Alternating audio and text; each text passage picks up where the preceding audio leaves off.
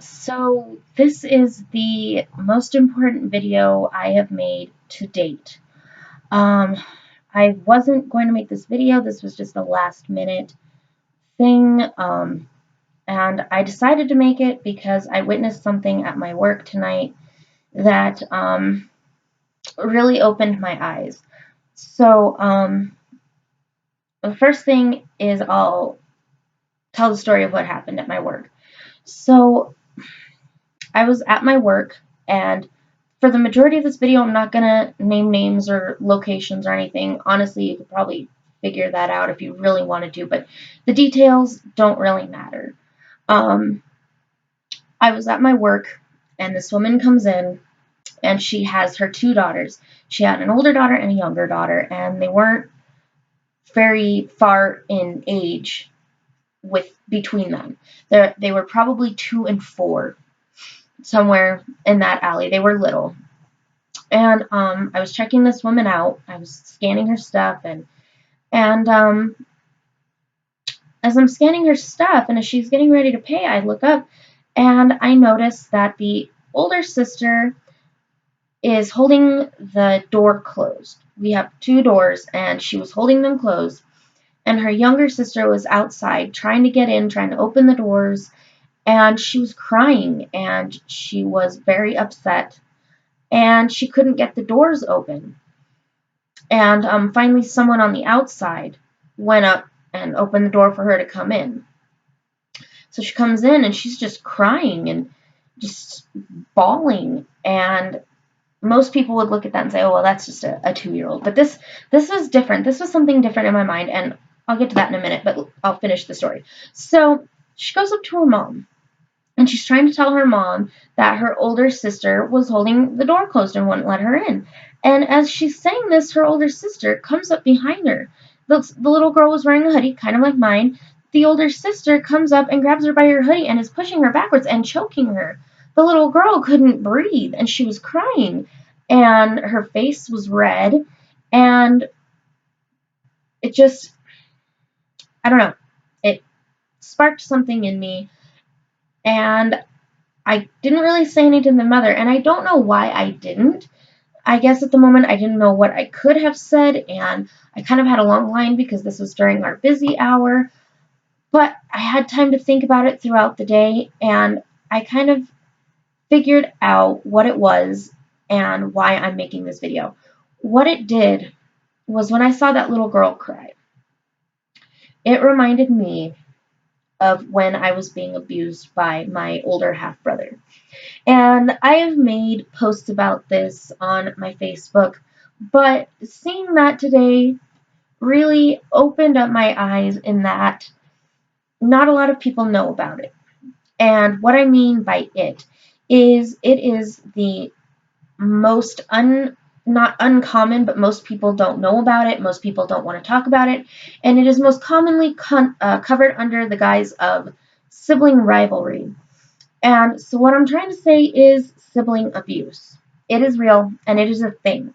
And at least 53% of children have reported that their older sibling has done some aggressive, abusive act towards them. I am one of those people. Now, moving on, I'll go ahead and tell my story and things that my older brother did to me. But first, I want to say the reason why I didn't make this video at first was because I was scared. I kept thinking, what if he sees this? What if my older brother sees this? Now, I will say his name because, frankly, I don't care. He can't do anything to me, and I'm not scared anymore, which is a big part of why I'm making this. His name is Jerry Smith. And some of the things that happened were, well, I'll go into the story. So, my older half-brother is about 8 years older than me. And the first time I really remember the abuse, which it started when I was about 4 or 5, the first thing I really remember was, let's see, I was about 5, and I had gotten upset with my father for something. And We had a 3-story house. There was a lower basement, and then there was a living room, kind of ground level part of the house, level, whatever. And then we had our second story, our second level. And so I went from the basement to the living room. Well, my older brother was sitting there on the couch, and he saw that I was upset, and he told me he wanted to make me feel better. Well, his idea to make me feel better was a magic trick. Now, me being little, I'm like, oh yeah, show me a magic trick. Well, he had a coin on the table. It was a quarter, and he had it sitting on the table, and he told me, to do this magic trick, I'm going to need that coin. He asked me if I could pick up that coin and hand it to him. So I walk over, and I pick it up, and as soon as I pick it up, I scream at the top of my lungs, and I drop it. It was hot. It was hot enough to burn my thumb, my 2 fingers that I picked up with. It burned my fingers.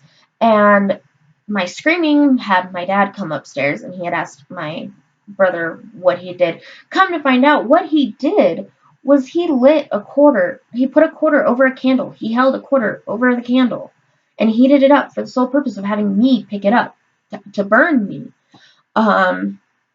There was another time where I remember my mom and my grandma and grandpa and me and my brother, we went to Missouri on vacation. And we were staying at this hotel, and they had a pool. And my mom told me and my brother that we could go swimming. And at this time, I was probably 5 or 6. Now, she sent me out with my brother because the pool was deep, and obviously I couldn't go out by myself. Well, I had this inner tube.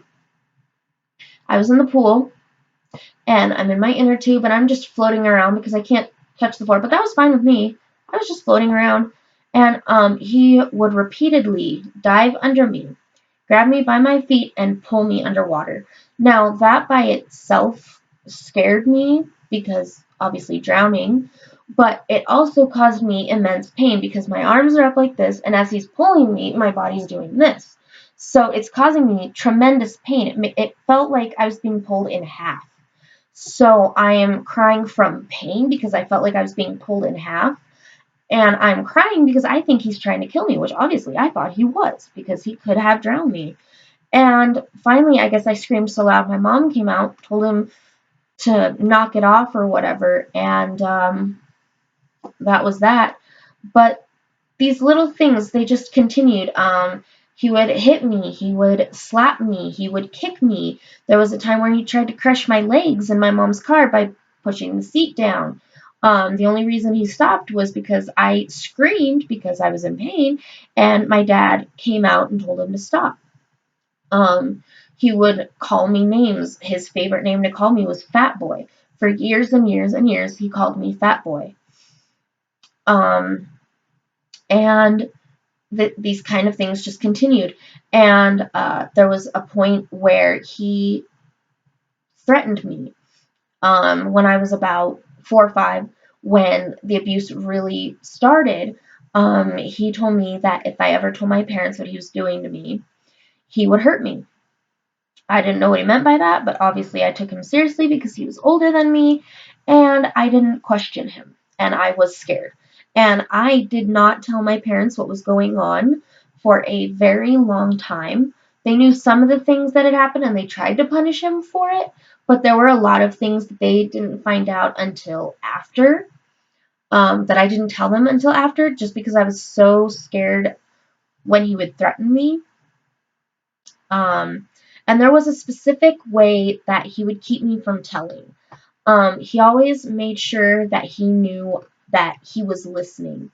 Whenever I was with my parents, he always made sure that I knew he was listening to what I was telling them. He was always right there. My parents, whenever we'd go somewhere, whenever we'd go to dinner or the store, a lot of the time we'd take 2 different cars. I don't know the reason, I just remember we would take 2 different cars. And he always knew that if I was going to tell, the person I would be most likely to tell is my dad. So to keep me from telling my dad, he would ride in my dad's car, and I would ride with my mom's. And it got to the point, the abuse got to the point where I couldn't take it anymore, and I was about 8 or 9, and I broke down in the car with my mom. I broke down crying and bawling, and I told her everything. I told her about the hitting, the slapping, the kicking, the name calling, everything. I told her everything. And she, in turn, took my dad into private at some point and told him. And my parents decided together that because they tried disciplining him, they tried taking things away, they tried spankings, they tried groundings, they tried everything, and just he was not responding to anything. And by this time, he was already into his, I want to say, early teens, early or mid teens. So once someone reaches that age, it's kind of hard to, I guess, not punish, but it's kind of hard to correct them, um, because they've already formed their thoughts. They've already formed, basically, that's the way they're going to be for the rest of their life. Um, they decided that they couldn't trust him with me. I wasn't safe around him. Our dog that we had at the time wasn't safe with him because he abused our dog, which was a big sign. He couldn't be trusted with the house. At this time, he was stealing money. He was ordering things off of my parents' credit cards. Um, he was having his friends break into our house, things like that. And so they decided that he couldn't live with us. So he was sent to live with my grandmother and my grandfather, my mom's parents. Um, so you would think that's the end. And I would have hoped it was the end. But somewhere along the lines, my parents separated. And my mom was living with her mom, my grandmother, for a while. And not only was my mother living with my grandmother for a while, my brother and at the time his wife and their kids were also living with her. Now, this continued to to the point where it wasn't just him. He didn't really abuse me anymore because obviously I wasn't around him. But he did continue with the abuse. He just moved it on to his wife and to my grandmother, and for a while my mother, until my mother moved out. And that's, not what this video is about, but until she moved out. His abusive ways moved on to his girlfriend and my grandmother. So with his wife, there was a time where they had the basement bedroom. They turned the bedroom into a basement, or they turned the basement into a bedroom. And there, I had a bedroom that for a while I shared with my mom that was on the second level because there was only actually it had 4 levels. So on the third level, which was on the way to the basement, there was a bedroom and a bathroom. So that was mine. And I shared that with my mom for a while. Then there was the basement, which was my brother and his wife's, and they had 2 kids eventually. One night, they had already had 2 kids. They had my niece and my nephew. I'm not going to say their names to protect them. But they were in the basement. My niece, I don't think my niece was born yet, or if she was very little. But my nephew, he was in the basement with them. My brother had been drinking, and he was getting violent with his wife, and I guess his wife tried to take away his bottle of booze, and he got angry and he punched her. Well, I'm hearing this commotion coming from downstairs, and I told my mom that I was not comfortable with my nephew being downstairs if my brother's behaving that way. I told her I wanted her to go and get him. I told her I was going to go and get him, but she felt that would be putting me in danger, so she told me that she was going to go get him. So she goes to open the door, and in the darkness of the hallway, we see his wife standing there, and she's crying, and she had a black eye. And we had asked her what happened, and that's when she told us she tried to take away his booze, and he had punched her. And she came up with the excuse that it was her fault. He was drinking. She shouldn't have surprised him. That's all excuses, but that's neither here nor there. So she goes and gets him, my nephew, and brings him upstairs. He slept with us that night in the bedroom. with my grandma, there was a night where he also got drunk. I believe this was the same night, but I could be wrong. But there was a night where he got angry with my grandmother. He had been drinking. He got angry with my grandmother, and he just started screaming things like "F you" and "I hate you" and all this other stuff. And he got the cops called on him. But anyway, I know that he's continued this cycle of abuse with his own children. There are two specific instances with each child that I can remember. One is with my nephew. I went over one time, and my nephew had a black eye, and my brother Jerry was very enthusiastic, and he said, "Yeah, tell her what happened." And my nephew didn't want to say anything. He kind of looked down. He didn't want to say anything. And my brother forced him to say something, and it was kind of muffled. I couldn't really understand it. So my brother says, "We were playing baseball out in the backyard, and I threw the ball too hard, and it hit him in the eye, but he took it really well." Now, he knew fully good and well that I knew how he got that black eye, and it was not from a baseball. Um, Secondly, was with his daughter. I used to take care of their kids a lot because they would dump their kids on me, and then they'd go in the basement and smoke weed and drink and sleep pretty much the whole day. So when I was taking care of their daughter, I was changing her diaper, and I noticed that there was a very minute amount of blood in her diaper. And obviously, even at the age of like 11, 12 years old, which is how old I was at the time, I knew this wasn't right. So I brought it up to his wife, and she took her to the doctor. And apparently, she has a yeast infection. Now, my niece at this time was like 6 months old. How can a 6 month old get a yeast infection that is so bad she's bleeding? I did not understand this. I still don't understand it. CPS has been called several times, and they haven't done anything. To be honest, today I don't really know what's going on with him, and to be honest, I don't really care. All I know is that he has a warrant out for his arrest. Other than that, I don't know. I don't know. I don't know about his wife. I don't know about his kids. I chose to separate myself from them because it was just the right decision for me, because after everything he put me through, I just decided I could not be around that anymore, and I broke it off. Um, So back to the abuse with me. Even after he moved out, he did try. He did try to emotionally and mentally abuse me. Uh, After that, there was a time when I wanted to hang out with them because I wanted to try to have a relationship with him, even after what he did to me, because I still wanted my older brother. So I would hang out with them a lot, and after the kids would fall asleep, we would talk. During this time is when he would try to turn me against my family. He tried to turn me against my mom, my dad, both of my grandmothers, both of my grandfathers, my great aunt of all people, my older sister, um, everyone. He tried to turn me literally against my whole family. He would tell me bad things that they had all done that in reality either they didn't do or maybe they did do but wasn't as bad as he said.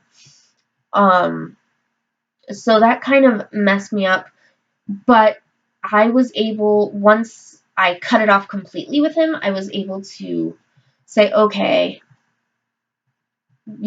just try to separate it out in my head. And I know today what he tried to do to me, which now I know was a tactic to try to isolate me from my family, um, and to try to get me on his side. So there was a time on my 15th birthday where he tried to get me to drink. Now, anyone who knows me knows that I choose not to drink and I choose not to do drugs because I've seen people go through that. I've seen what it does to people, and I just don't want to be like that. So I just made it a choice not to drink, not to do drugs, none of that stuff. I live my life sober. Um, Now he knew this. He knew this good and well, and he knew my whole life story that led up to me making that decision. On my 15th birthday, he tried to get me to drink. He asked me if I wanted a mixed drink. I told him no, clearly and loudly. I told him no. I told him again that I did not drink at all. And on top of that, I was 15, so I was underage. I told him no several times. like 3 times in a row. I told him no, and he kept telling me, "Are you sure? Are you sure you don't want a mixed drink? Are you sure I can make you one?" And then he proceeded to tell me that if I ever did want to drink, that I should drink around him and his wife, because at least I would be in a safe environment while drinking. At this point, I had probably told him about 10 times, no, I did not want a mixed drink. Finally, he left me alone when I decided to go to my room. Now, I want to mention that at the time this was happening, I only went over to my grandmother's probably every other weekend, so I wasn't around him a whole lot. So after this, my grandma moved out of that house, and my brother and his wife and his kids moved in with his wife's family, her parents, and I have not had any contact with them since. Um, I do know that he got in trouble a while back for abusing his own kids, and he didn't go to court for it. This is just things that I've heard. But anyway, back to the main point of this video. So that's my story of abuse with my brother, and most of the time the abuse was physical, emotional, mental. I kind of think that there may have been some sexual abuse, but I can't say for sure since I have no solid memories. All I have is that when I went into counseling when I think I was in the first or second grade, um, and the counselor said that I displayed symptoms of sexual abuse, in like not wanting to be touched, not wanting to be in close to anyone, things similar to that. I have very fuzzy memories of waking up in the middle of the night with my brother in my room, standing somewhere around my bed, just looking at me. And the only other thing I can think of where it might have been sexual, whatever, there was a day where my mom and dad went to work. I was left home alone with my brother. After my parents left, he grabbed me by my hair, dragged me up the stairs, threw me in my room, told me I could not leave under any circumstances, even if I was hungry, even if I had to go to the bathroom, no matter what, I could not leave the room. And he slammed the door on me. At this time, I was probably 7 or 8. I was terrified of him because I already knew he had violent tendencies. I already knew that he was unpredictable. He could do pretty much anything. And so I really had to go to the bathroom, and I was afraid to leave the room, and I was panicking, and I started thinking, well, I need to find a way out of here. And it got to the point where I was willing to sneak into the bathroom across the hall from my room and jump out the window. And this is the second story of the house that I lived in. I was willing to sneak into that bathroom and jump out of that window to go get help. So I remember I opened the door and I just peeked my head out barely, and I can see the living room couch from my room, just barely peeking my head out, and he's sitting on the couch watching TV, touching himself. I was terrified. I did not know what I had just seen. I didn't know what he was doing, but I knew I was not supposed to see it. I thought I was going to get in trouble if he knew I had seen him do this. And so I closed the door, and I literally sat on my floor shaking like this, literally shaking, sitting on the floor, hugging my knees, shaking until my parents got home.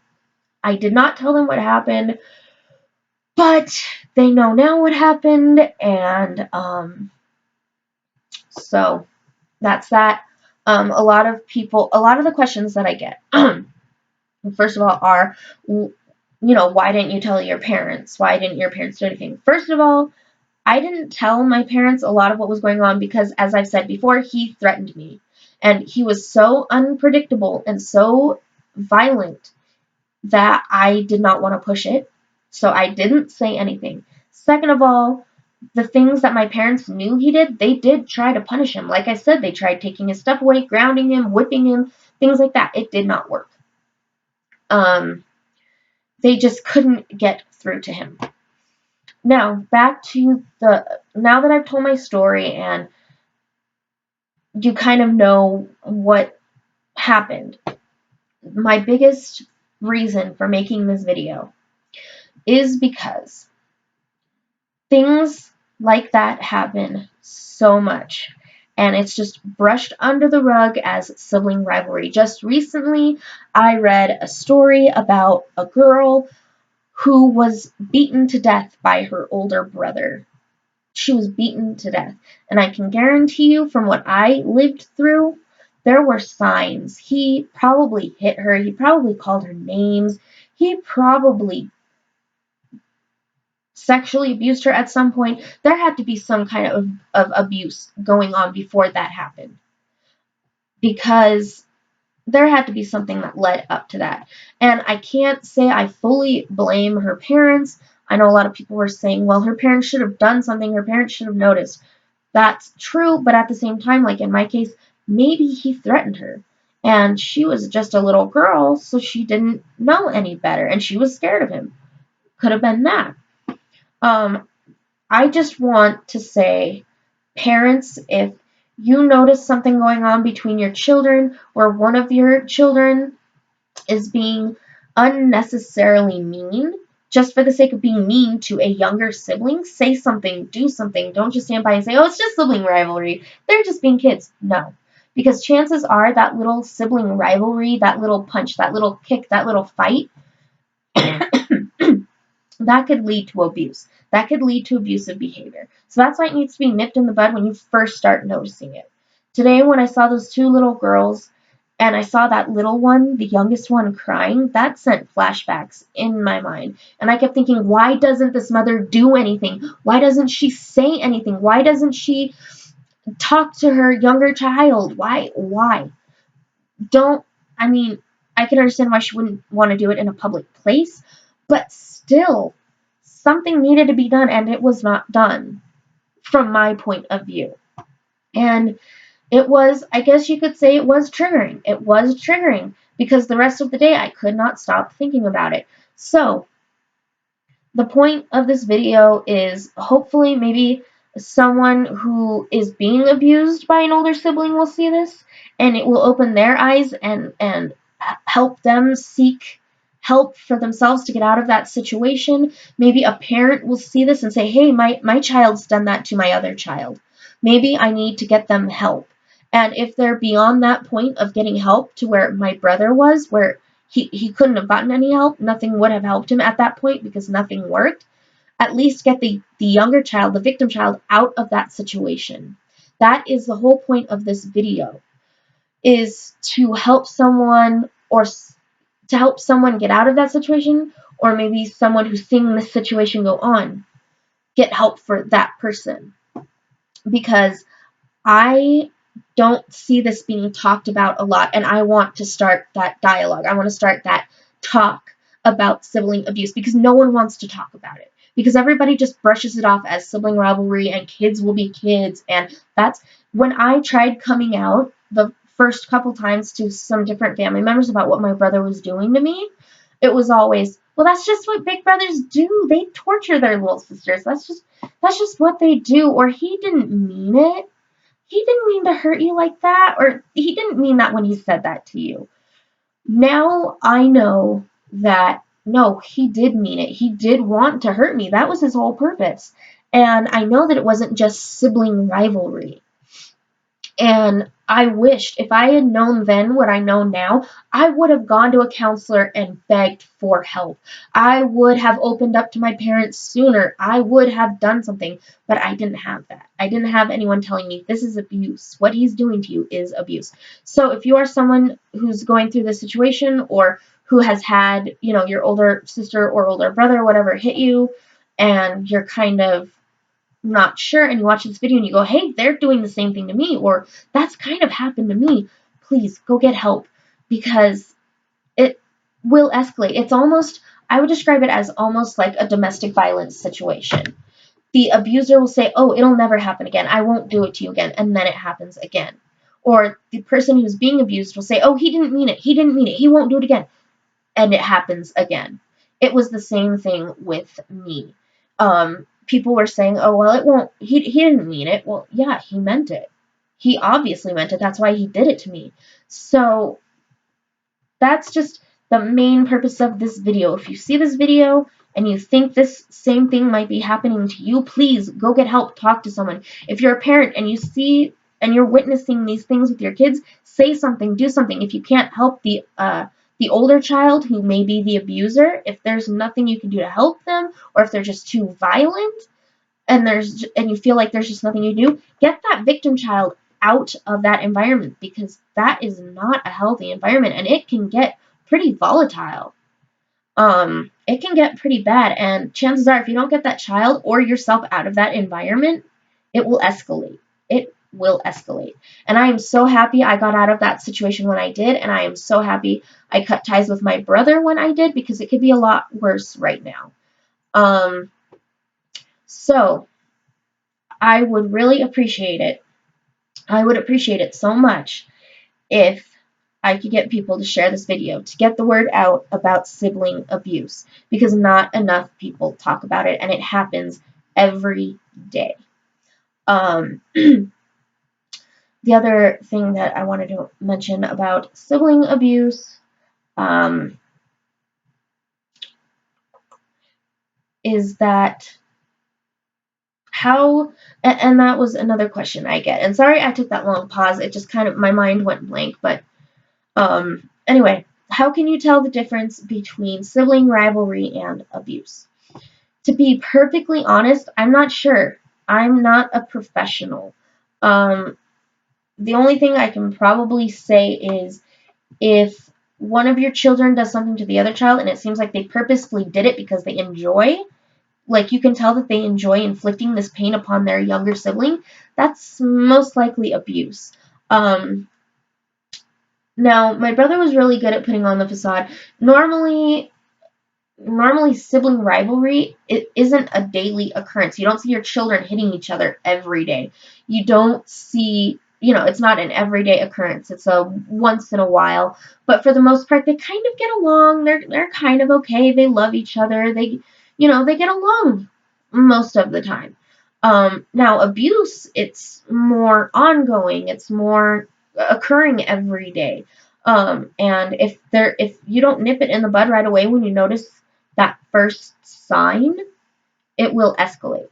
So, again, please share this video. Help me spread the word on sibling abuse, because honestly, I didn't think it was that big of a deal until I saw it going on today in front of my own eyes. And I saw myself in that little girl, and I don't want to see that anymore. I honestly don't want to see that anymore. So I feel like the more we get the word out, the more the word gets out about sibling abuse, the more something will be done, or the more people will know about it. And so, like I said, please share the video, help me get the word out about sibling abuse. And like I said, if you're a parent and you're noticing this going on between your children, try to get your oldest child help, and if that doesn't work, get yourself and your younger child out of that environment, because it will get worse. And if you're someone who thinks you might be going through sibling abuse similar to what I went through, or even worse, or if you're not sure, go talk to someone, a counselor, a parent, a teacher, anyone. Please just get help, because this is serious. So that's this video, that's this talk. I hope it helps someone. If anyone has questions about my story, what I went through, or if they want to share their story or anything, go ahead and comment it below. I will respond to most everyone. Thank you for watching this video. I know it's long and I know I rambled a lot, but I hope that this helps someone. I really do. All right, that's it. Bye.